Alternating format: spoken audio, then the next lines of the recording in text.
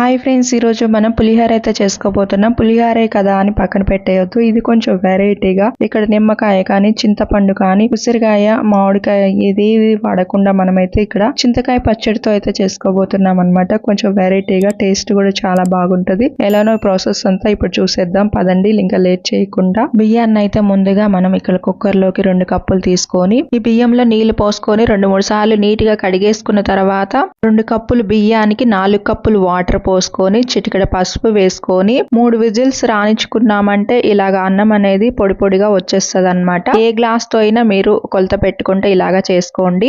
అలాగా మనకి ఇప్పుడు ఈ రైస్ అనేది కొంచెంసేపు ఆరనిద్దాం. నెక్స్ట్ చూద్దాం. చింతకాయ పచ్చడి ఇక్కడ మనం ఒక పావు కప్ అయితే తీసుకున్నాం. ఇలా తీసుకొని దీంట్లోకి వాటర్ పోసుకొని దీన్ని బాగా లూజ్ అయ్యేంత వరకు కూడా ఇలాగా కలిపేసుకోవాలన్నమాట. ఇలా కలిపేసుకున్న తర్వాత ఇలాగా జాలి గంటలోకి దీన్ని బాగా ఫిల్టర్ చేసుకోవాలన్నమాట. ఇక్కడ వాటర్ కూడా ఒక పావు కప్పు వాటర్ అనేది పోసేసుకున్నామంటే కరెక్ట్ గా మనకి ఈ రసం అనేది మనకి వచ్చేస్తుంది అనమాట. చూస్తున్నారు కదా, ఇలాగా పిప్ అంతా కూడా తీసేసుకుంటూ పక్కన పెట్టేసుకోవాలి. మొత్తం కూడా రసం అంతా దిగేంత వరకు దీంట్లోకి ఫిల్టర్ చేసేసుకున్నామంటే ఇలాగ వచ్చేస్తుంది మనకి. బాగా ఇలాగా చిక్కగా రెడీ అయిపోయింది కదా ఈ రసం అనేది. ఇప్పుడు మనం నెక్స్ట్ ప్రాసెస్ ఏంటనేది చూసేద్దాం.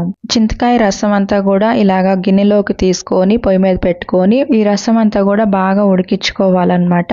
ఇక్కడ చూపిస్తున్నట్టు 2 రెబ్బలు అయితే దీంట్లోకి కరివేపాకు కూడా వేసేసుకొని ఇలా మొత్తం కూడా బాగా దీన్ని ఇలాగా ఉడకపెట్టుకుంటూ ఉన్నామంటే దగ్గర పడుతూ ఉంటది. ఇప్పుడు దీంట్లోకి పచ్చిమిర్చి కూడా ఇలాగ చీల్చుకొని ఒక 5 అయితే తీసుకోవాలి. ఇవి దీంట్లో వేసేసుకున్న తర్వాత ఇలాగా దగ్గరకు వచ్చేంత వరకు కూడా ఇక్కడ చూపిస్తున్నట్టు ఈ ప్రాసెస్ లోకి వచ్చాక స్టవ్ ఆఫ్ చేసేసుకోవాలి. రెడీ అయిన చింతకాయ పచ్చడి ఇక్కడ 2 స్పూన్లు అయితే వేసుకోవాలి పులుపు కోసం. చింతకాయ పచ్చడి స్టోర్ చేసేటప్పుడు ఉప్పు కలుపుకుంటాము కాబట్టి ఇక్కడ ఉప్పు వేసినట్టు చూపించలేదు, కానీ మీకు సరిపోతే చూసి వేసుకోండి.